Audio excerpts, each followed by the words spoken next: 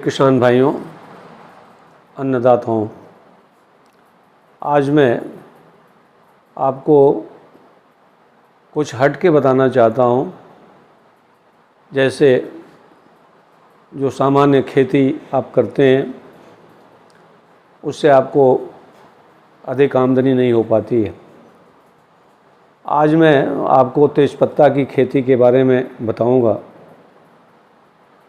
जिससे आपको अधिक लाभ होगा और औषधीय लाभ भी आप पाएंगे। तेज़पत्ता खेती तो किसी भी प्रकार के भूमि में हो सकती है, परंतु जिस भूमि में 6 से 8 pH मान वाली भूमि होती है उसमें तेज़पत्ता की खेती अच्छी होती है। अर्थात कुछ ज़्यादा अम्लीय न हो करके कुछ क्षारीय होती है। जैसे 6 तो अम्लीय हो जाता है लेकिन 8 क्षारीय हो जाता है। तो 6 से 8 वाले pH मान वाले भूमि में तेज़पत्ते की खेती अच्छी होती है। जिस खेत में आपको तेज़पत्ता उगाना हो उसकी 2-3 जुताई करके मिट्टी को भुरभुरी कर लें। तेज़पत्ते के बीज से तेज़पत्ता की खेती करना मुश्किल होता है। इसका बीज जल्दी अंकुरित नहीं होता है, अतः इसकी कटिंग या ग्राफ्टिंग से ही इसके पौधे लिए जाते हैं और इसकी खेती होती है। तेज़पत्ता कई काम में आता है किसान भाइयों। ये दवा के काम में भी आता है, इसका तेल भी निकाला जाता है और इसका प्रयोग पूजा के समय में भी किया जाता है। ये कितना फ़ायदेमंद है इसकी चर्चा हम आगे करेंगे। पहले हम इसके खेती के बारे में आपको बता रहे हैं। आजकल तेज़पत्ते की खेती पर 30% अनुदान सरकार के द्वारा प्राप्त हो रहा है। आप इस अनुदान का लाभ उठाएं और आप तेज़पत्ते की खेती करें। तेज़पत्ते के एक पौधे से 3,000 रुपये से 5,000 रुपये तक प्रतिवर्ष की आमदनी हो सकती है। यदि आप 25 पौधे लगाते हैं तो 75,000 से 12,000 1,25,000 रुपये की आय प्राप्त कर सकते हैं। तेज़पत्ता का पौधा मध्यम आकार का होता है। इसकी पत्ती 7.5 मिलीमीटर लंबी होती है। सदा हरा रहने वाला वृक्ष है। इसकी छाल का रंग भूरा होता है। इसका तना दालचीनी के अपेक्षाकृत कम सुगंधित होता है। इसका पत्ता 10 से 12.5 मीटर तक लंबा होता है। इनमें 3 शिराएँ होती हैं। ये सुगंधित एवं स्वाद में तीखे होते हैं। इनके नए पत्ते गुलाबी रंग के होते हैं। इसके फूल हल्के पीले रंग के होते हैं। इसका फल अंडाकार मांसल लाल रंग का 15 मिलीमीटर लंबा होता है। तेज़पत्ते के वृक्ष में फूल और फल अगस्त से फरवरी तक लगता है। तेज़पत्ता का पौधा लेयरिंग या कलम के द्वारा उगाया जाता है। इसके पौधे बीज से आसानी से तैयार नहीं होते हैं, अतः वनस्पतिक तरीके से प्राप्त पौधे आसानी से पाए जा सकते हैं।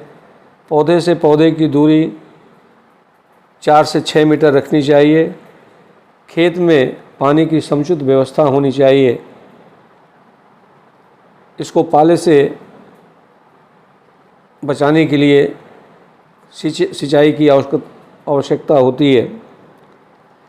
कीड़ों से बचाने के लिए हर सप्ताह हमें नीम के तेल का छिड़काव करना चाहिए। तेज़पत्ता के फसल में सिंचाई की बहुत आवश्यकता नहीं होती है। वर्षा के अभाव में गर्मी के महीने में सप्ताह में एक बार इसकी सिंचाई करनी चाहिए। तेज़पत्ता की कटाई करीब 6 वर्ष के बाद ही शुरू होती है। पत्तियों को काटकर छाया में सुखाना चाहिए। अगर आपको तेल निकालना हो तो आसवन यंत्र भी आपको लगाना पड़ेगा। किसान भाइयों, अभी तक तो आपको तेज़पत्ता की खेती कैसे करें ये बता रहा था। अब मैं आपको तेज़पत्ते का औषधीय गुण बताना चाहता हूँ। तेज़पत्ता का प्रयोग मधुमेह मधुमेह की समस्या से जूझ रहे लोगों के लिए लाभकर होता है। तेज़पत्ता युक्त कैप्सूल का सेवन करने से इंसुलिन के स्तर में सुधार होता है, ऐसा शोध में देखा गया है। इसके खाने से कोलेस्ट्रॉल भी घटता है। तेज़पत्ता खाने से खांसी, फ्लू, ब्रोंकाइटिस, अस्थमा, इन्फ्लुएंजा जैसी बीमारियों में प्रयोग में लाया जाता है और सांस से जुड़ी समस्याएं इससे दूर होती हैं। इसमें इथेनोलिक एक्सट्रैक्ट पाया जाता है, जिससे सूजन कम करने का गुण पाया जाता है। ये श्वसन तंत्र के सूजन को कम करता है। तेज़पत्ता दांतों के लिए भी उपयोगी होता है। इसकी टहनियों में कुछ वाष्पशील तेल होते हैं जो खून के बहाव को बेहतर कर सकते हैं। साथ ही इसमें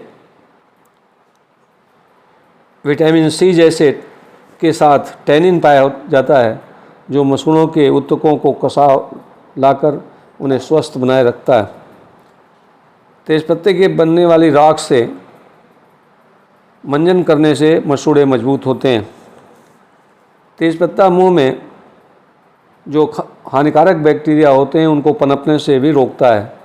ये मुंह में पाए जाने वाले स्टेप्लोकोकस बैक्टीरिया के खिलाफ लड़ सकता है। तेज़पत्ता का उपयोग पेट के कैंसर से बचाव कर सकता है। इसके अर्क से स्तन कैंसर का भी विकास रुक जाता है। एजेलिक एसिड -12399-9 पाया जाता है, जो साइटोटॉक्सिक होता है। इसका यह गुण स्तन कैंसर के रोग को पनपने से रोकता है। इसलिए कहा जा सकता है कि कैंसर से बचाव करने के लिए तेज़पत्ता सहायक हो सकता है। कैंडिडा एल्बिकेंस नामक फफूंद के संक्रमण से बचाता है।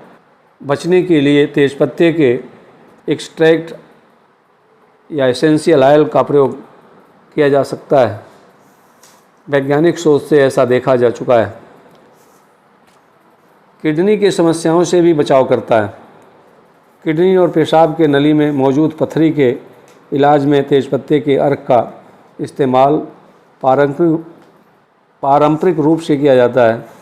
इसमें लॉरिक एसिड पाया जाता है, जो किडनी के समस्याओं से राहत दिला सकता है।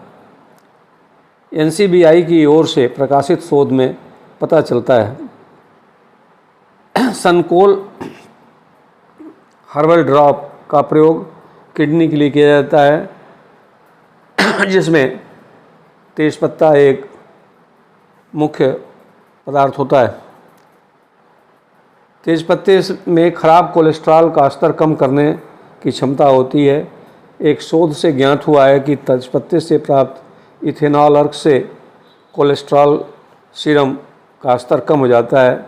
इस अर्क में कुछ फिनोलिक यौगिक होते हैं जो एंटीऑक्सीडेंट होते हैं, जिसके कारण कोलेस्ट्रॉल का LDL घट जाता है और अच्छे कोलेस्ट्रॉल HDL का स्तर बढ़ जाता है। इससे यह बात सिद्ध होती है कि तेज़पत्ते के सेवन से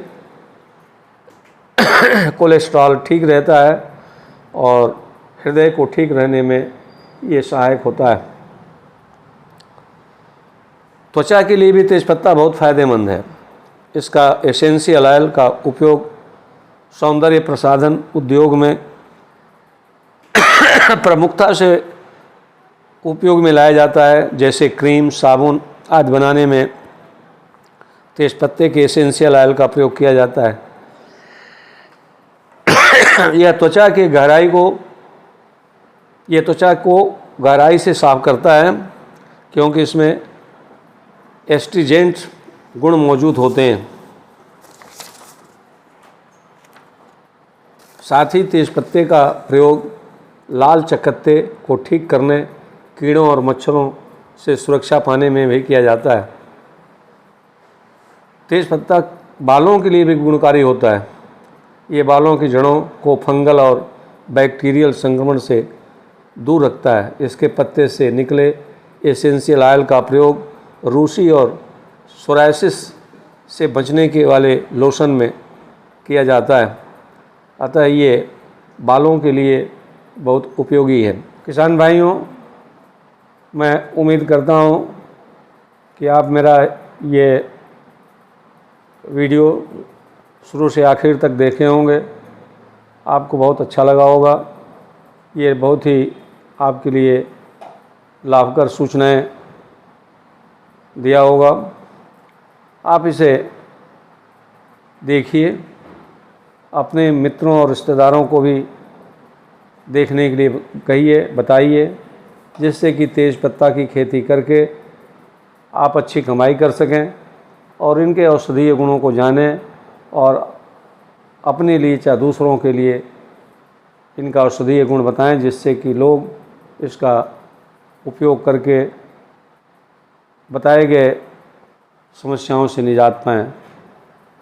अंत में मैं फिर एक बार आपसे निवेदन करूंगा कि इसे देखें, लोगों को बताएं। नमस्कार। बहुत